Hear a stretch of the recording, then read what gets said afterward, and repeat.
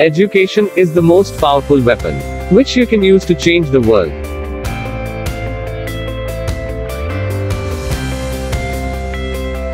Tagore Engineering College.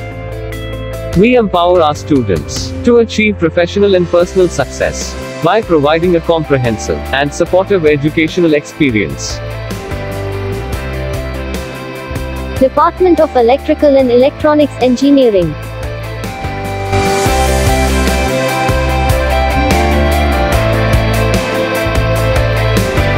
Which is one of the base department in engineering studies. Led by Professor and Dean, Dr. M.A. Paneerselvam. Professor and Head, Dr. K. Srinivasan. Supported by fine blend of dynamic and experienced faculty members, are working for assured progress and prosperity. With Anna University's curriculum, the department places equal emphasis on theoretical and practical domains of electrical and electronics engineering. Department is equipped with state-of-art infrastructure and latest equipment to give practical experience for the students. The laboratories are highly modernized to reflect the rapidly changing trends in technology. We have international standard library for the benefit of the students. Our transport facilities are covering almost all the areas in Chennai, Kanchipuram, Tiruvallur. The department organizes conferences, symposium, in-plant training programs, internship, workshops, guest lectures, skill development programs and seminars regularly by inviting experts from various universities and companies all over the nation to encourage the students hone their personality and extracurricular skills. Also, it gives social and industrial exposure. Department has Renewable Energy Club. It encouraging the students to develop inventions and research in the renewable energy. Our students has installed 4 kW solar power plant system for our department, 200 watt windmill generator, freewheel generator, etc. Full-fledged placement training is given to our students, with required skills by experts and best trainers from the best industries. In India, 80% of government jobs are related to electrical department. Moreover, the future of transit mobility is vehicles, such as electric cars, electric bikes, etc. So, the demand for an electrical engineer will be more in the forthcoming years. Select perfect path for perfect future. Admissions open for 2020-21 batch. For admissions, contact 9952277001. Good morning to all my fellow colleagues. I am Dr. P. Balakrishnan, currently associating with Mallareddy Engineering College for Women, Secunderabad, as a faculty of EEE. At first, I am very much thankful to the management, dean, principal, HOD, coordinators, and other faculty members of Electrical and Electronics Engineering Department, Tagore Engineering College, Chennai, for the nice opportunity given to me.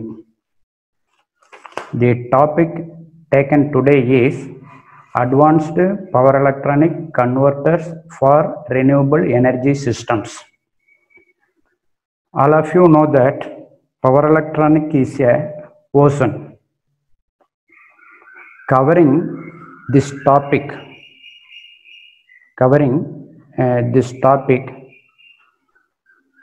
in a 1 hour duration is a tedious task, but I am trying my maximum best to give you an insight about this title. Now I am going for the presentation. Always I have the habit to start with an quote.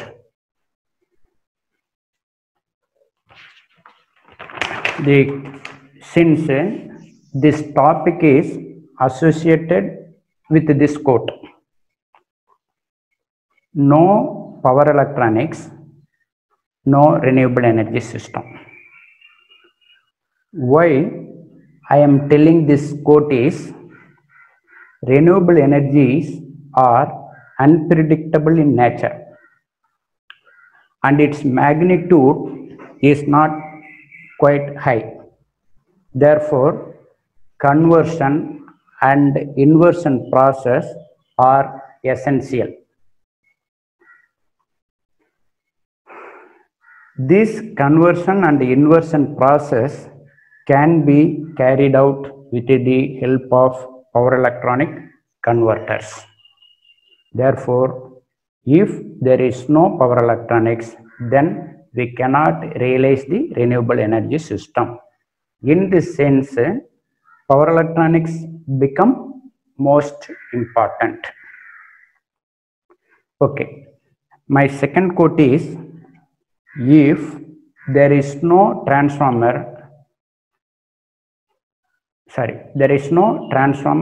and there is no AC battery. If there is a availability of AC battery and a DC transformer, there is no need to study power electronics.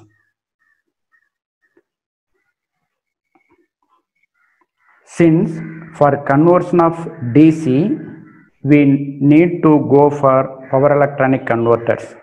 For conversion of AC, we can have the transformer. Likewise, we cannot store the AC in the battery and we can store the DC in the battery. So these mutual concepts also giving importance to study power electronics. These two major points to be the important parameter in power electronics. Okay. Here I am giving you the overview of this presentation, or you can take it as outcome of this topic or outcome of this learning, because I am believing that after this presentation you may get an spark in this topic. So in my belief, you may know that what is power electronics, why power conversion is necessary, what are the conventional converters are available, why pulse width modulation is important in conversion process.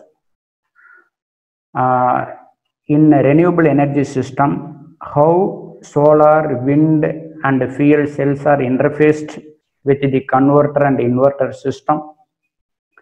Few advanced converters. Among them, I am considering Huck simulation and resonant converter on small introduction. And what are the possible conferences available in the power electronics domain? What are the applicable journals for power electronics, and what are the companies predominantly available in the power electronics domain, and what are the challenges we have to face while designing the power electronic converters. And finally, I am going to conclude my presentation. Okay. Now, I want to start with definition of power electronics in my understanding. I hope all of you know that what is power electronics, but I want to tell you my understanding. In power electronics, there are two terms.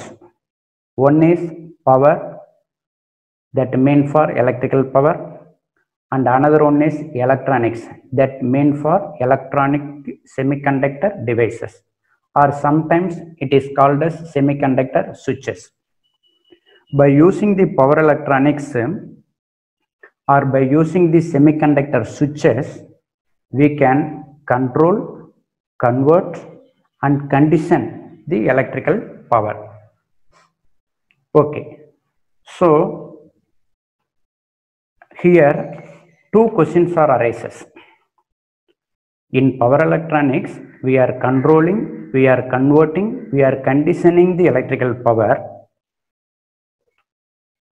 Then immediately two questions arises. That is, why power conversion is necessary and why the switches are necessary.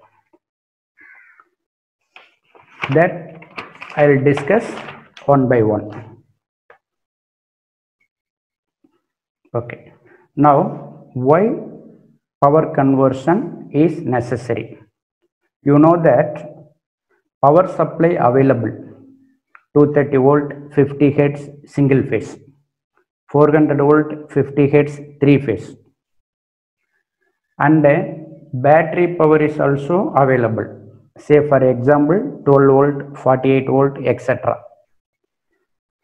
Alternative source like solar cell, fuel cell etc. are available.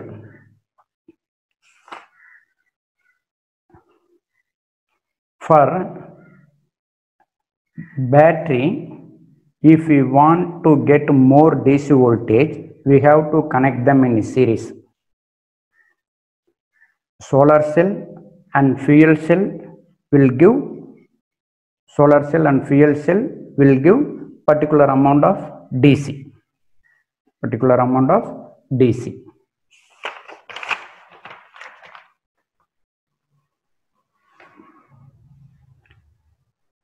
Why power conversion? So from this slide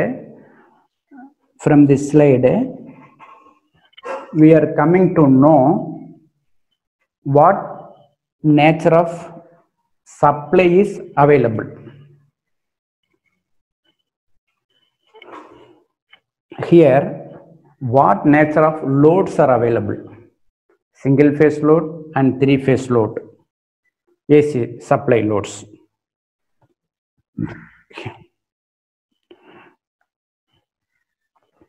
These loads are connected directly to the main supply.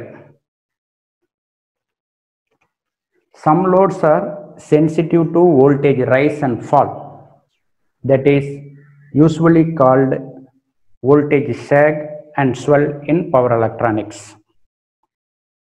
So in AC loads, regulation is to be taken into account. Regulation means regulation of voltage is taken into account. In DC loads, there is a DC motor. Here we have to come across rectification and variable voltage for DC motor speed control, etc. We have loads like integrated circuits, microprocessors. Those kind of loads requires 15 volt, 5 volt, 3.3 volt, 1.5 volt, etc. And some other loads are there in the market, like X-ray scanning machine. This kind of X-ray scanning machine draws power in terms of pulses. So from these two slides, I am concluding that our supply nature is different, our load nature is different. That means there is always mismatch between supply and load. Okay.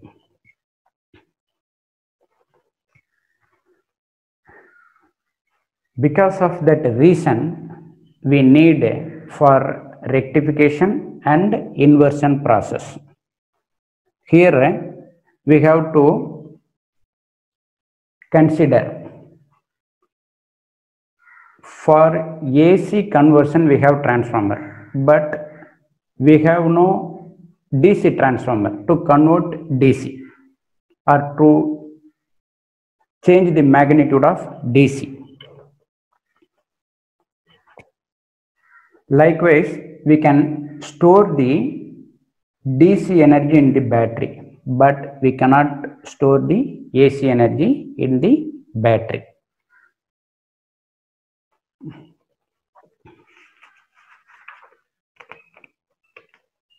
So sometimes AC, sometimes we need to convert AC from DC. Sometimes we need to convert DC to AC, like that. Mutually we have to do it. So both the rectification and inversion process are essential at all times.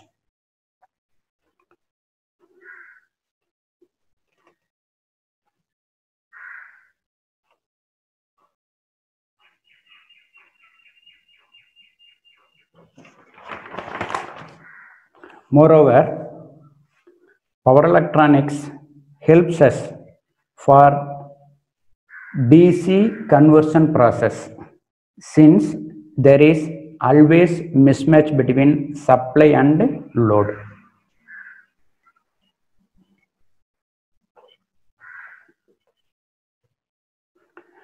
Various types of conventional power conversion system. I hope all of you familiar in that, though I am recalling for our understanding. DC to DC buck conversion, you know that buck means step down. DC to DC boost conversion, you know that is step up. DC to AC conversion, for DC to AC conversion we have to go for voltage source inverter and current source inverter, and we have to go for a rectification conversion, that is AC to DC. In AC to DC we have 4-5 options, that is uncontrolled rectifier, phase controlled rectifier, thyristor rectifier, active PWM rectifiers.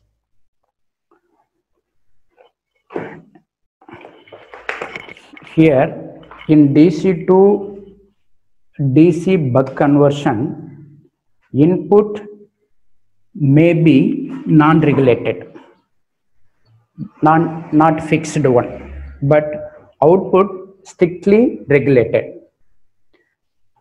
The same thing can be extended to boost conversion also.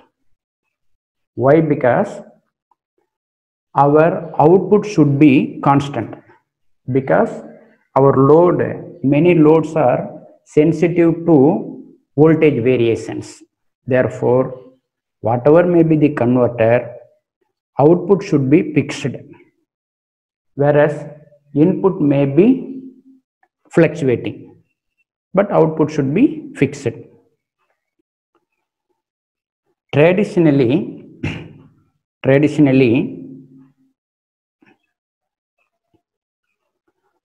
uncontrolled rectifier, you know,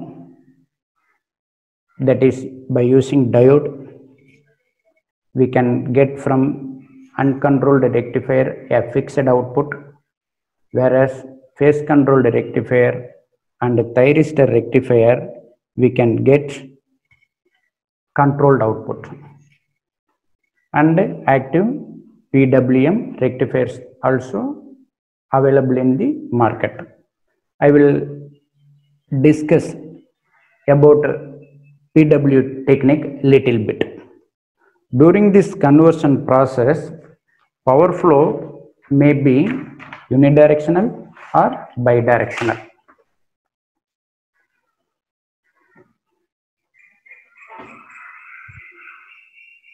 For variable voltage, we may need phase controlled rectifier, thyristor rectifier, active PWM rectifier, whereas for fixed output we can go for uncontrolled rectifier.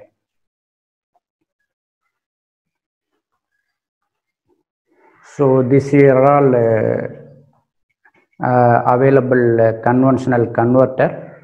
In this previous slide I have given by a theoretical statement.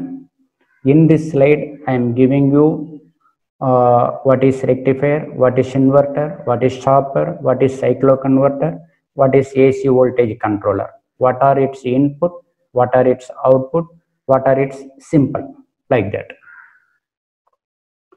So this is also you have known very well, but as a fundamental I have discussed them here little bit, that's all. Okay, now my focus goes to how DC to DC buck conversion is carried out.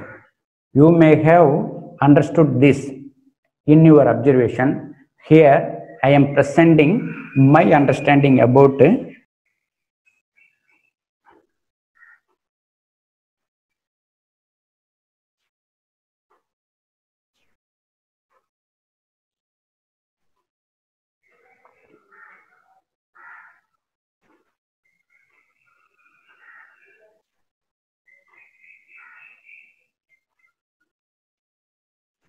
okay. Generally, for DC to DC conversion, one method is available, that is potential divider method, but it unnecessarily dissipates power. Therefore, what will happen? The efficiency will be decreased. Therefore, potential divider method for converting DC to DC is not advisable. Therefore, here I am choosing pulsed wave for conversion process. Here I have considered 10 volt magnitude square pulses. Its magnitude is 0 up to 0.5 seconds it will be 10 volt, 0.5 seconds to 1 milliseconds it will be 0 volt. Likewise, I am assuming the square pulses. For understanding, I am applying 10 volt about 0 to 0.5 seconds and I am applying 0 volt for 0.5 milliseconds to 1 milliseconds. So what will be my average output voltage at 1 second across the load? It is 10 plus 0 by 2, which is equal to 5 volt. But the thing is, this 5 volt is not continuous. Now the question is, where is remaining 5 volt out of applied 10 volt? As I pointed out earlier, the supply 10 volt connected across load for half period time and 0 volt is applied across the load for remaining half period of time. For doing this action, we are using semiconductor switches.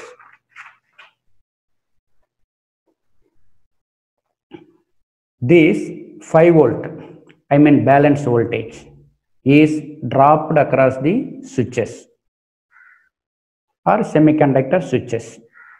Here we have to know how should we manage this, 5 volt, or how should we manage this drop of 5 volt. Here I am telling, we are applying 10 volt for 5 seconds. We are applying again 0 volt for again 0.5 seconds. That is, we are shorting the load in the second half time. We are shorting the load in second half time, so that we are getting average 5 volt across the load.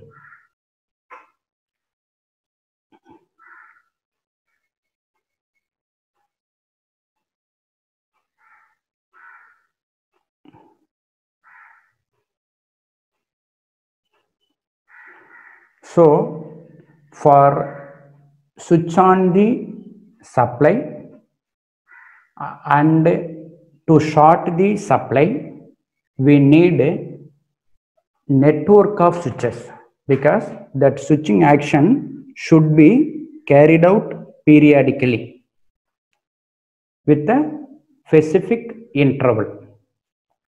Important note here is, whether the voltage is dropped or not. As I told you, when I go with potential divider method for DC to DC conversion, I can assure that their voltage definitely dropped.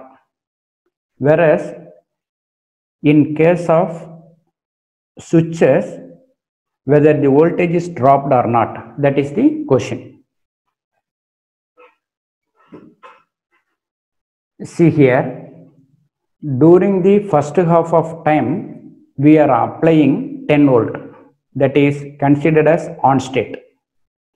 During second half of time, we are applying 0 volt, that is considered as off state, or we are shorting the load, we are short circuiting the load.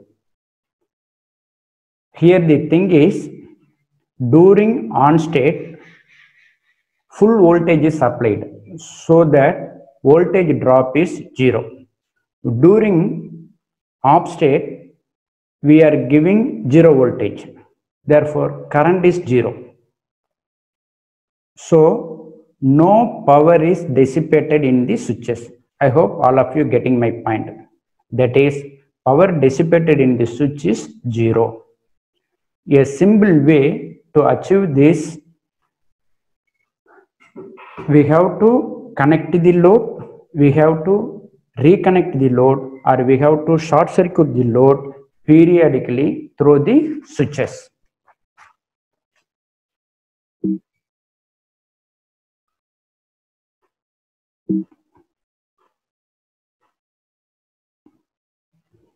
Okay.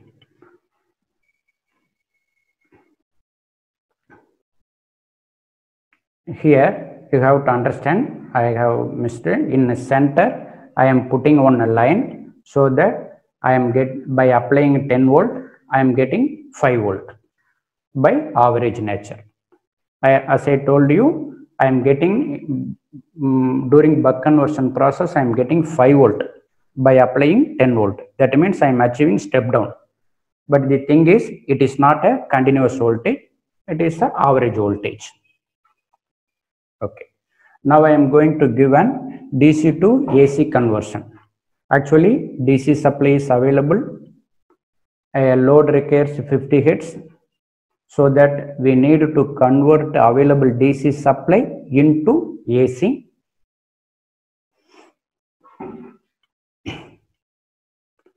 For getting this process, I am considering square pulse with positive magnitude and negative magnitude. Positive magnitude and negative magnitude. You can say that whether this alternating or not. Like that you may raise the question. Or whether it is DC or not. Like that you may raise. Because this is DC. This is DC. But periodical in nature. Therefore, this kind of square waveforms helpful for us to get AC conversion.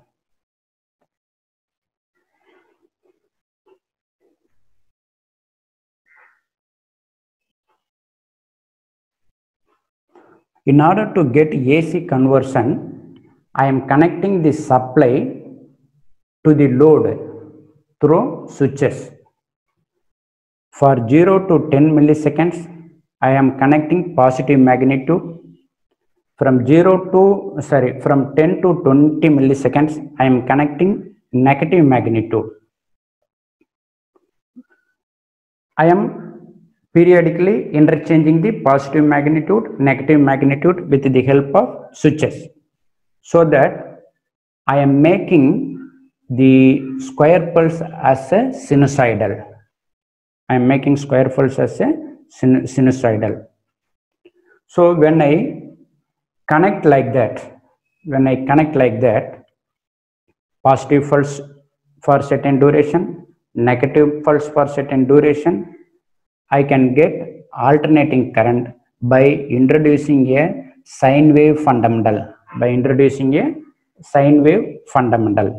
Therefore, in this way, we can connect square pulses across the load with the help of switches, and finally we can get the fundamental component through which we can get AC as shown in the right side figure.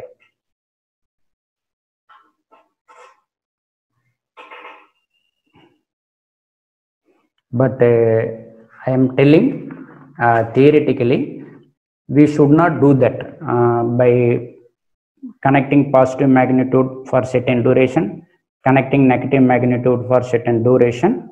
Like that we should not do it. For understanding purpose I am telling here. Okay, some PW examples are given here for better understanding of DC to AC conversion. From this previous slide you may understand that how DC pulse is converted as sine wave AC. Now I am taking some pulse width modulation examples which helps us to get AC from DC pulses. In horizontal axis I am taking omega t. In previous case I have considered time, here I have considered omega. That is, angular frequency is taken to represent the fundamental component, because we have to make it as a fundamental component of sine wave. Therefore instead of taking time we have to go for omega. So in the square wave, during the duration of 0 to pi we have positive magnitude, and pi to 2 pi we have negative magnitude. This square wave also has the fundamental component, but this fundamental component has fixed amplitude. If you want to vary the amplitude, you have to vary the DC input amplitude. You have to vary the DC input amplitude. But generally we want to get AC voltage from fixed DC. AC voltage from fixed DC. So here amplitude of AC cannot be modulated. Amplitude of AC cannot be modulated.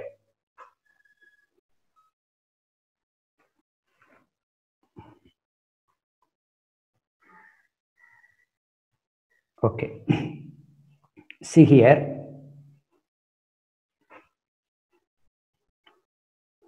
The option we have is we have to apply pulses like this.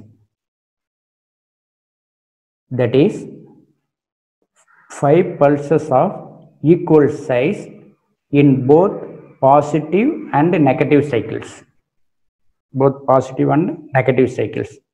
But here the limitation is how fast our switch is capable of doing the switching. These pulses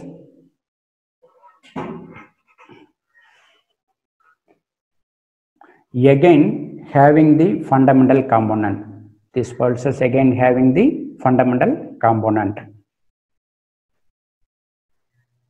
Here its magnitude is little lower than the amplitude of square wave as shown in the sketch. The point to be noted here is square wave should give the highest possible voltage. Now square wave should give the highest possible voltage, but in this case we are getting only lowest voltage. So now we have the another solution for getting highest positive voltage is that PWM technique. That is, varying the PW technique means varying the width of pulses. Varying the width of pulses. That is, wider at the center and narrow at the edges. These pulse widths are modulated. That is called a PWM. The PWM helps to get AC from square pulses.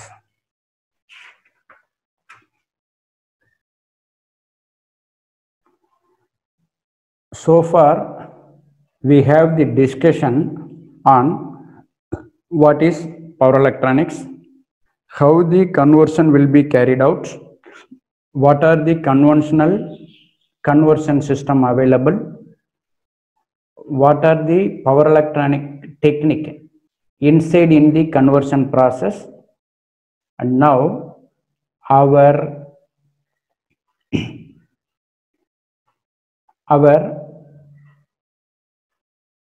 title have renewable energy systems.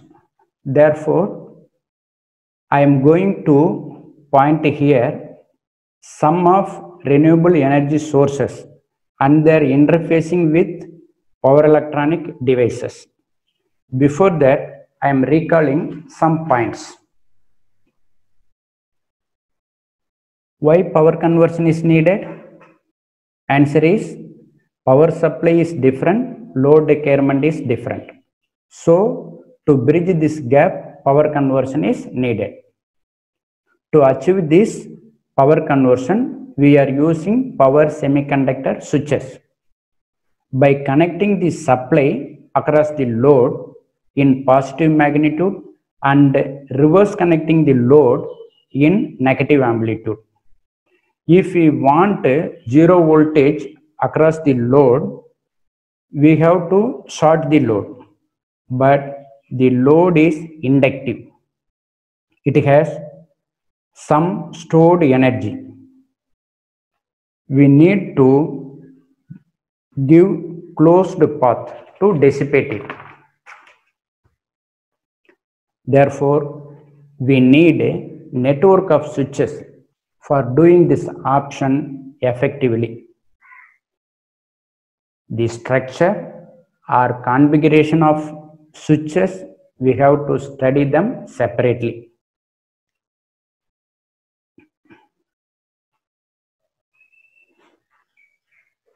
Okay. I am coming for solar PV system in terms of power electronic conversion.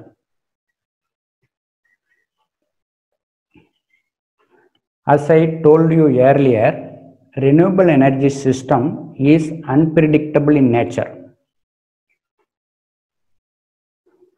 Here we can see how solar energy is processed using power electronic converters.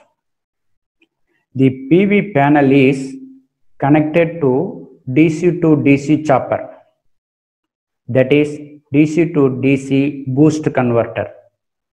You know that available voltage should be increased or boosted up, so that we are preferring here DC to DC boost converter. Then output DC of boost converter given to voltage source inverter, PWM voltage source inverter, that is DC to AC, that is DC to AC. And filter is used for removing the harmonics or ripples from the available supply voltage. And finally, from solar cell, what we obtained as AC is given to the grid.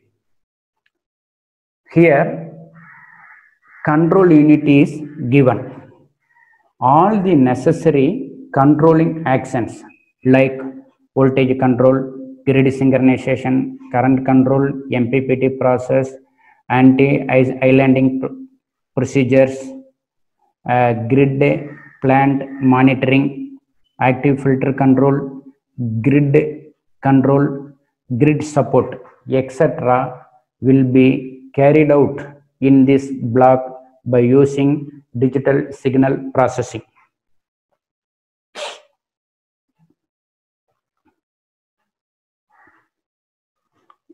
Here the thing is, we cannot realize the renewable energy system such as solar without converters. Here DC to DC converter is required, DC to AC converters are required. In this way, for any renewable energy system, converter is unavoidable.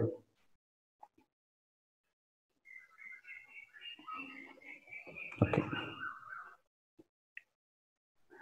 Likewise, here I am giving you how the wind is interfaced with power electronic converter. As I pointed out earlier, in solar system, here I have considered wind energy system. In wind energy system, there are many types of wind turbine generators. They are DFIG, double fed induction generator, synchronous generator, induction generator. These voltage are alternating in nature, so that we need to convert them as a DC. Then we have to go for DC to AC, and again we have to give it them to load. Because here my point is, in DC, in AC, available wind is not sufficient to use in transformer directly. Therefore, we are preferring AC to DC converter. Then we are moving to DC to AC conversion. Therefore, wind system also requires both converters, both AC and DC converters. Here also controlling plant is there. Nowadays we are going with digital signal processing circuits or kits, which gives appropriate control signal to the utility. Okay. In both solar system and wind energy system, we can realize standalone system and grid connected system. You know that what is standalone, what is grid connected system. If we directly connect the utility from the available solar or from the available wind, then it is called standalone system. If we connect the available solar supply and available wind supply, or available wind supply to the grid, is called grid connected system. In both cases, both standalone and wind system is realizable.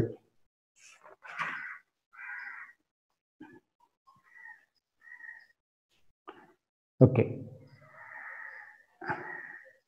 Here, in grid connected system, there is a power electronic converter. Normally, one kind of advanced converter suitable for wind energy system is matrix converter. There is some difference of opinion is observed by me, that somebody claiming that matrix converter is best suited for wind energy conversion system. Somebody is differing about it. But one kind of advanced power electronic converter suitable for wind energy conversion system is matrix conversion system, which is in my observation.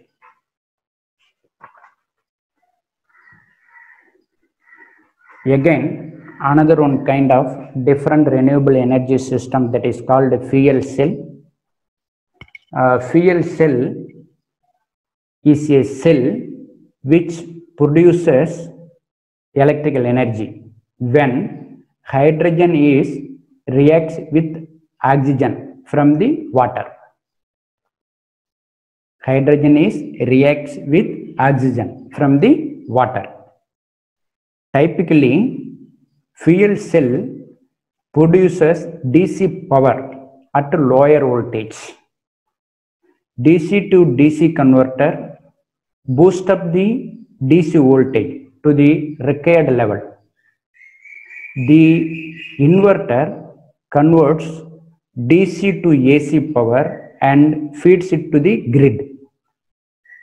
Filter usually removes the unwanted harmonics and ripples and all. From this discussion, we can know that in all renewable energy system, power electronic converter and power electronic inverter plays a major role.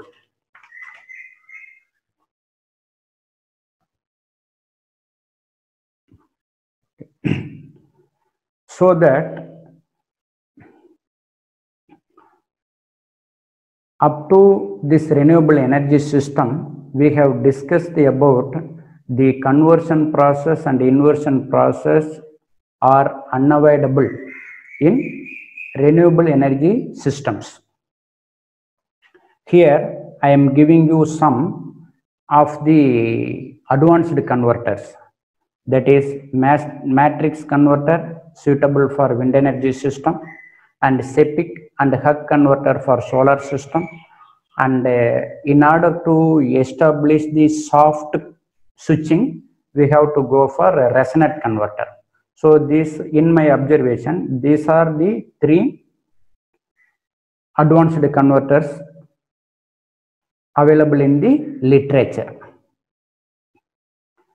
Here I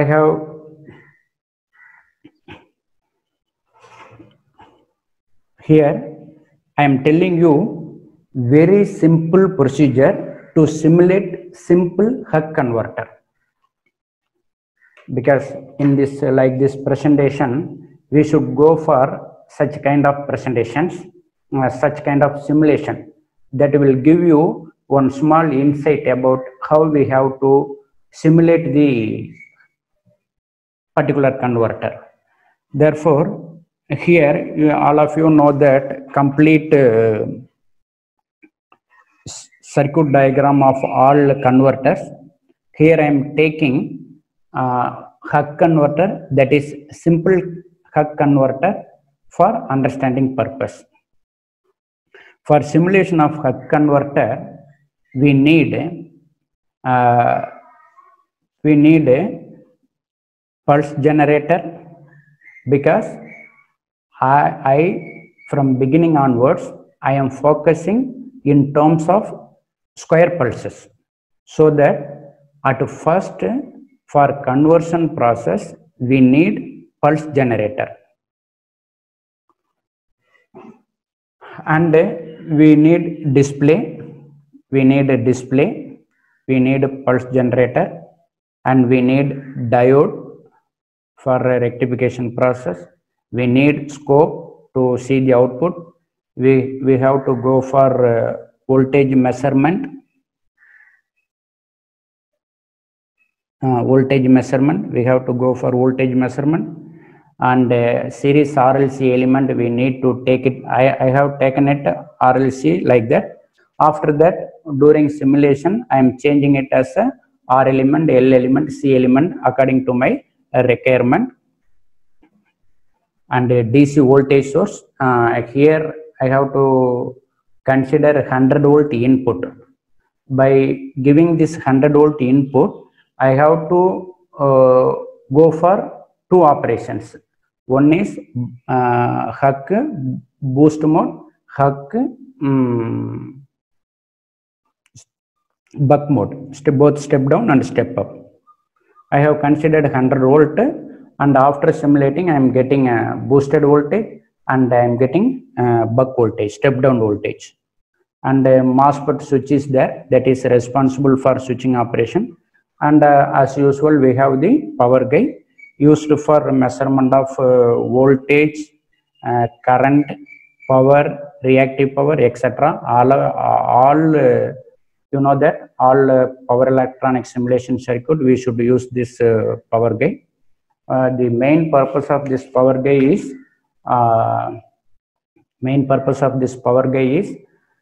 which gives a steady state value. That is what the one advantage of power guide. Okay. So I have taken all the elements whatever I want for simulation of Huck converter, I have taken them.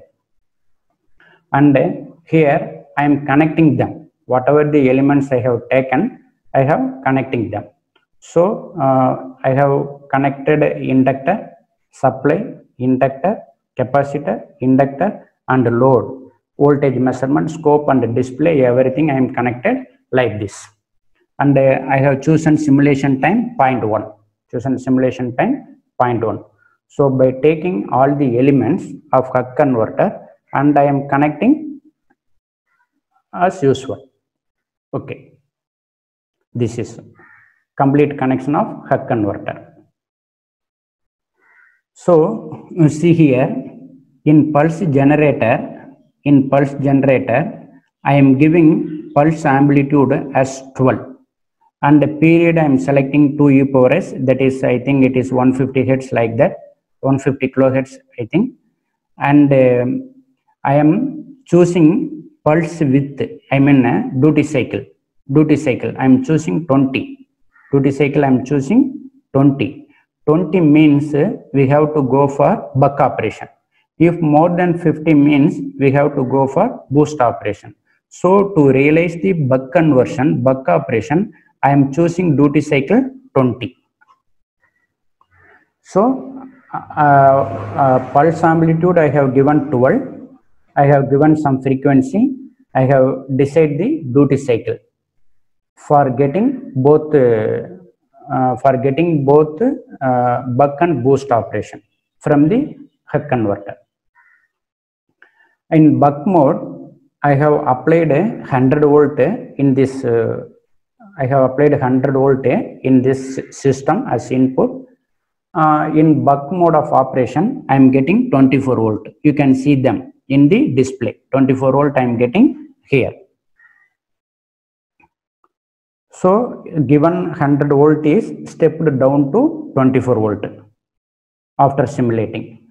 And I am going for boost mode with the same specification parameter. I am changing the duty cycle. For getting boost mode operation, we need to get more than 50% of duty cycle. Therefore, here I have chosen 70. So on simulating, I will get approximately 215 voltage. Approximately 215 voltage I am getting here. So in this way, I have simple Huck converter simulation circuit, and by providing appropriate pulse generator information and by defining proper duty cycle, I can operate a available Huck converter as both buck and boost mode. So in boost mode, I am getting 215 volt, but I have applied only 100 volt. So this is what the waveform obtained. So it shows 215 volt. That is boosted up voltage I am getting here in boost mode. Okay. What is the difference between Huck and boost converter? In Huck converter, there is an inductor at the input side. Okay. There is an inductor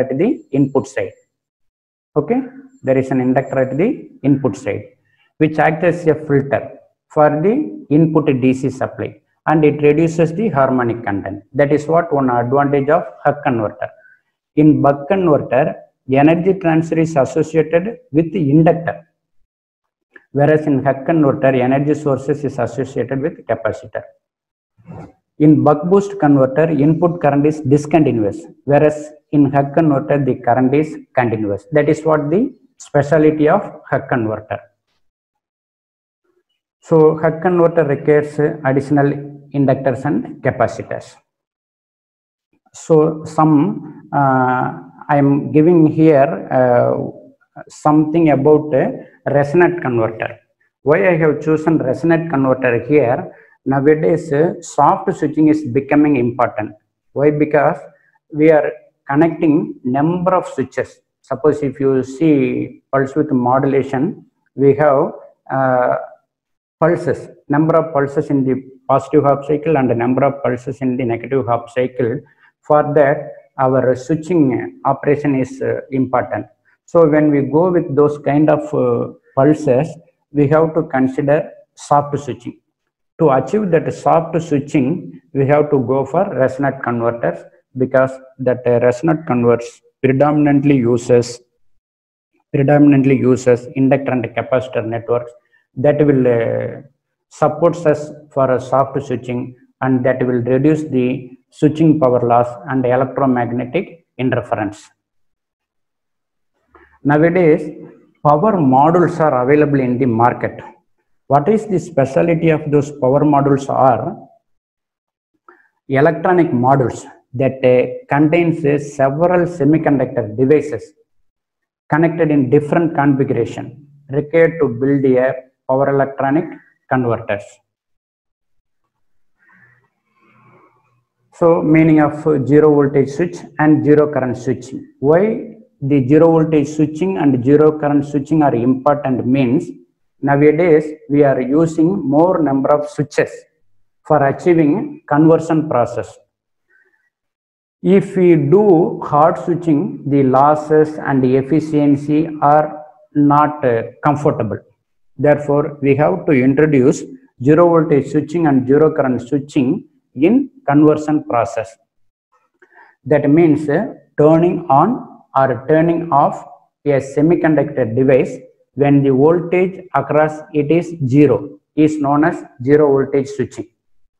Turning on or off of a semiconductor device when the current through it is zero is known as zero current switching. So zero voltage and zero current switching are together known as soft switching techniques. Separate configurations are available for both zero voltage switching and zero current switching. Soft switching techniques reduce switching power loss and electromagnetic interference. Okay, here I have given you some insight on converter design, both conventional and advanced. What are the challenges we are facing nowadays as a power electronics engineer? How to meet the requirement of the load? How to improve the efficiency for a reliable operation of semiconductor devices in terms of energy saving also? How to realize the power conversion with less volume, less weight and less cost? How to reduce the negative influences of other equipment in the electric power system and to the electromagnetic environment? These are the challenges we are coming across in converter design. Those who want to do the research, you can choose any one of these challenges. The conventionally software available for power electronic circuit simulation is MATLAB, but nowadays we are using PSIM from PowerSim, PLECS from FlexSim softwares are very familiar. You can try with that. The researchers can try with those kind of softwares. Okay, I have completed my presentation. Here I am giving you some insight where we have to keep in touch with to get updated knowledge on power electronics.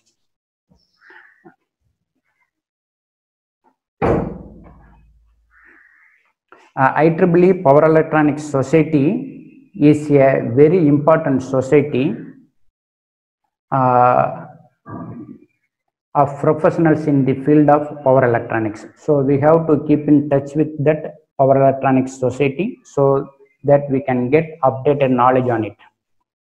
And the Power Sources Manufacturer Association. Power Sources Manufacturer Association is there. They are giving a fantastic state-of-art information about power electronics in the industry, so that we have to keep in touch with them to get updated knowledge on power electronics. And Applied Power Electronic Conference is there. Every year it is internationally hosted. So any one of research scholar, they can make use of it.